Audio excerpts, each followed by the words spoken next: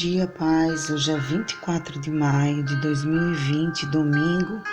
Está começando o nosso Despertando com a Palavra. E hoje nós vamos falar sobre as consequências da ira, né? Como a palavra de Deus em Efésios 4, do 26 ao 27 diz assim: quando vocês ficarem irados, não pequem. Apaziguem sua ira antes que o sol se ponha e não deem lugar ao diabo. A psicologia diz, a psicologia fala que o ser humano, ele quando nasce, ele traz dentro de si, junto com o medo, com a dor, vem a ira também. E a psicologia também fala que a ira, existem 3 níveis de ira. Eles vão do incômodo ou irritação por alguma contrariedade até a paixão cega, descontrolada, que leva aos atos mais destrutivos do ser humano. É, na verdade, uma das emoções mais intensas que podemos experimentar. É também a das mais prejudiciais, né? Tanto se ela explode, quanto se é reprimida. A opressão, você reprimir essa ira, de maneira a tentar segurar a qualquer jeito, isso pode adoecer a pessoa. Então, nós, seres humanos, nos encontramos de uma maneira assim, meio que num paradoxo. Como nós vamos fazer? Se explodirmos, podemos chegar a fazer coisas da qual iremos nos arrepender, ou até mesmo chegar a matar, como muitos fazem no momento de ira. Tem pessoas que têm históricos de que eram muito bem tranquilos, mas quando foram colocados em situações adversas, não teve o autocontrole de sua ira e chegou a fazer casos horríveis, descontrolados. E quando a gente oprime também e guarda essa ira dentro de nós e tenta sufocar essa ira, o que é que acontece? Tem efeitos terríveis dentro de nós. Tem efeitos que prejudicam o estômago da doença. A ira adotadas em formas de ressentimento, rancor e ódio, todas essas formas acabam gerando consequências para a saúde. Na realidade, são verdadeiras bombas relógios que acabam se manifestando com cálculos biliares, problemas de vesículas, problemas digestivos, como eu falei aqui. Veja quanta coisa, Isso pode provocar anomalias nas artérias carótidas, que pode gerar depois um acidente vascular cerebral. Olha que situação. Tudo isso são consequências, e vários outros que podem ter distúrbios hormonais e todas essas questões. Todas essas são as consequências da ira no nosso organismo, na nossa saúde, E o que é que a gente tem que fazer? Como isso pode ver? Se a gente for olhar na Bíblia, realmente a Bíblia mostra que a ira acontece. A ira é um sentimento ruim de indignação contra algo, alguém que nos aborrece, e nós a sentimos toda vez que lembramos ou vivenciamos desse fato desagradável. E nós somos seres humanos, e nós passamos por esses fatos e essas situações desagradáveis, e isso gera ira em nós.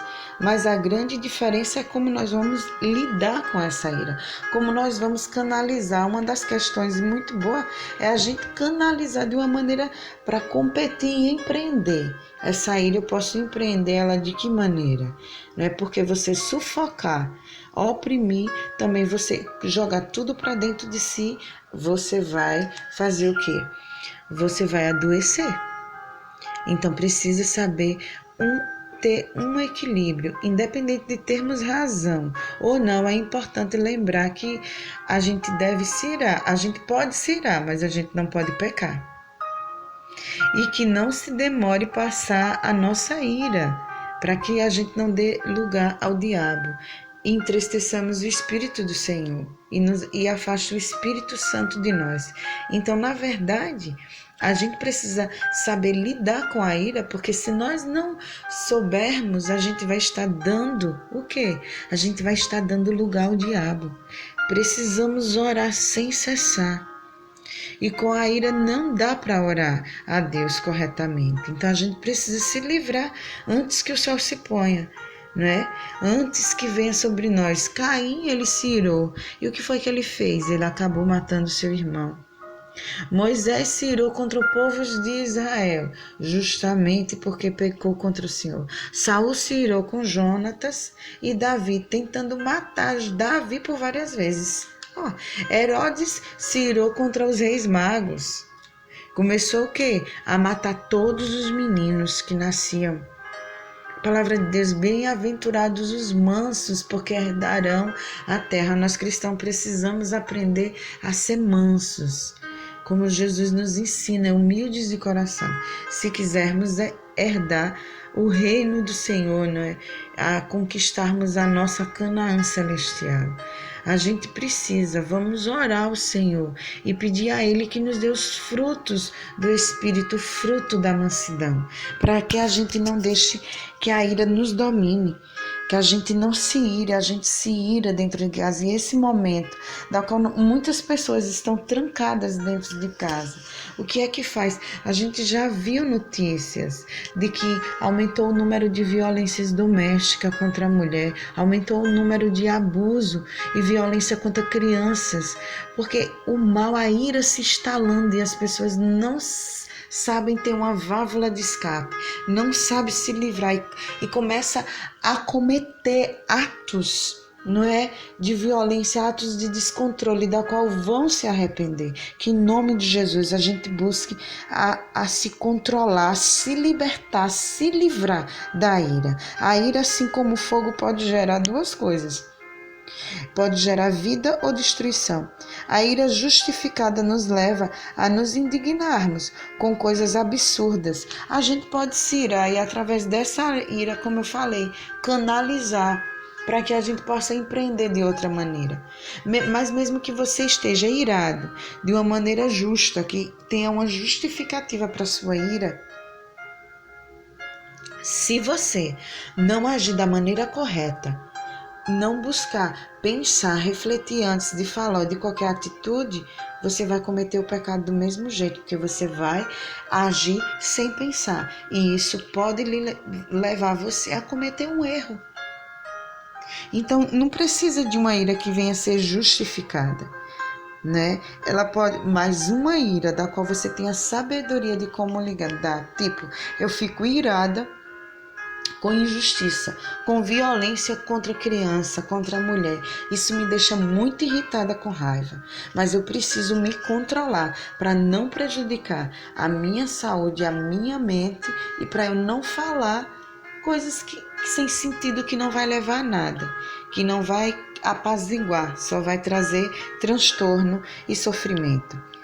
A ira destrutiva nos leva a desejar o mal a outra pessoa, a corromper o nosso interior, a gente a planejar fazer aquilo que não devemos fazer.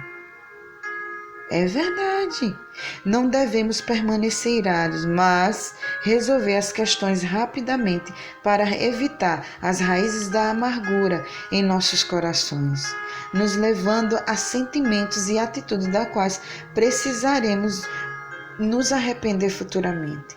Então, para que a gente não venha se arrepender daquilo que a gente fez, irado, descontrolado, que em nome de Jesus a gente possa refletir, que a gente aprenda, né, a fazer alguns questionamentos. O que me deixa irado? O que te deixa irado? Quando você fica nervoso ou nervosa, quem você culpa?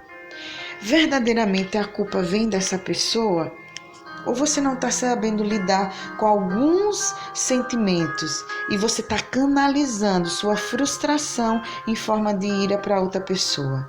Desafio você hoje a orar, sempre orar, para que na próxima vez que você vinha a ficar nervoso, você encontra os frutos do Espírito da mansidão, que nós encontramos em Gálatas 5, em nome de Jesus. Se o problema é com outra pessoa, que a gente faça o que o apóstolo Paulo disse na carta de Efésios, como eu li, né? Tente se apaziguar, se controlar, resolver a sua ira antes que o sol se ponha, para que a gente não dê lugar ao diabo. Em nome de Jesus que a gente faça isso. Em Romanos, vou dar uma dica aqui de como a gente deve fazer. Eu vou ler a dica do apóstolo Paulo. Em Romanos 12, no versículo 12, a partir do versículo 12 até o 21, ele diz bem assim: que a esperança que vocês têm os mantenham alegres. Aguentem com paciência os sofrimentos e orem sempre. Repartam com os irmãos necessitados do que vocês têm e recebam os estrangeiros nas suas casas. Peçam que Deus abençoe os que perseguem vocês. Sim, peçam que Ele abençoe e não que amaldiçoe. Alegre-se com os que se alegram, chore com os que choram. Tenham por todos o mesmo cuidado. Não sejam orgulhosos, mas aceitem serviços humildes, que nenhum de vocês fique pensando que é sábio. Não paguem a ninguém o mal com o mal. Procurem agir de tal maneira que vocês recebam a aprovação de todos. No que depender de vocês, façam todo o possível para viver em paz com todas as pessoas. Meus queridos irmãos, nunca se vinguem de ninguém. Pelo contrário, deixem que seja Deus quem dê o castigo, pois as Escrituras Sagradas dizem: eu me vingarei, eu acertarei contas com eles, diz o Senhor. Mas faça como dizem as Escrituras: se o seu inimigo estiver com fome, dê comida a ele. Se estiver com sede, dê misericórdia, porque assim você fará queimar de remorso e vergonha. Assim você o fará queimar de remorso e vergonha. Não deixem que o mal vençam vocês, mas vença o mal com o bem. Oh Deus, que palavra abençoada. Oh Pai, em nome de Jesus, que nessa manhã não tenhamos a ousadia, muitas das vezes, de pedir justiça, porque Tu és justo.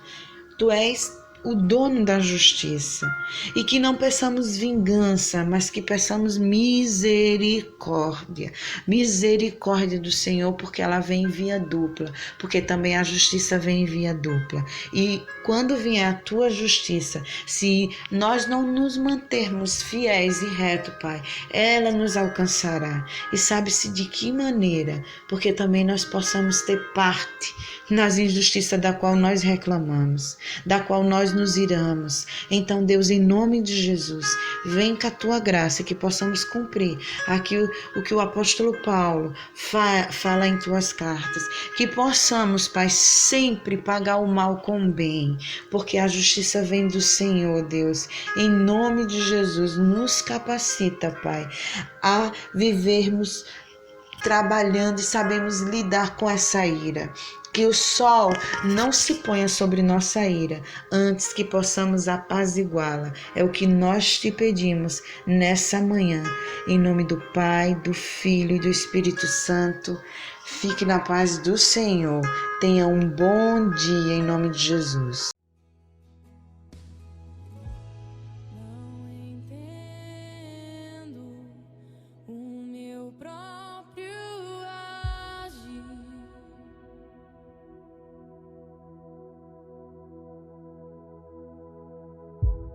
Sem tua graça, o que seria